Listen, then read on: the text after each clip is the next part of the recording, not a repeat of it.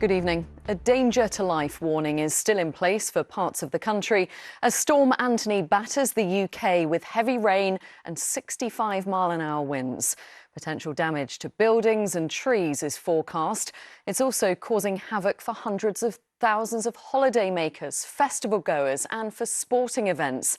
Some businesses, many still struggling after COVID, fear it could possibly push them over the edge.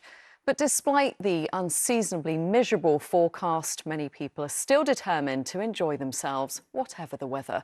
As Lewis Warner now reports.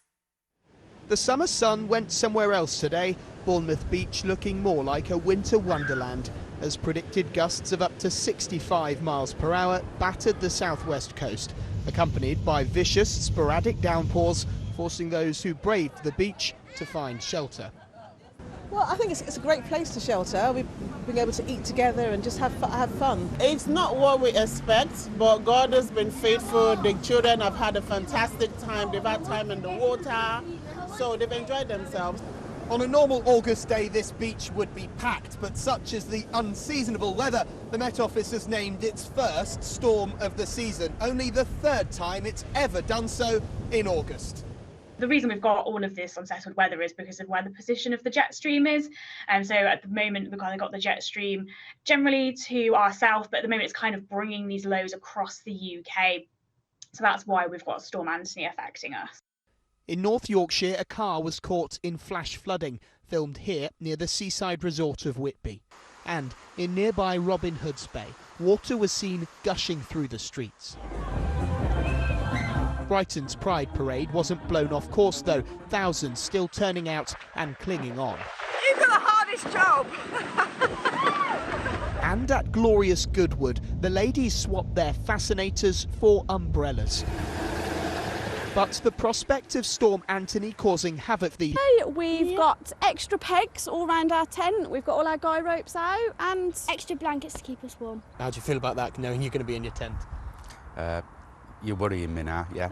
I think we're going to spend time going to a local supermarket then and stocking up on provisions and just making sure that everything's nailed down. Yeah, lots of tent pegs today. Lots of tent pegs, yeah. But it's not as if today was the first disappointing day for summertime industries this year. We've owned the campsite now for 16 years and it's probably the worst year of weather we've had this year. March and April were the poorest we've had.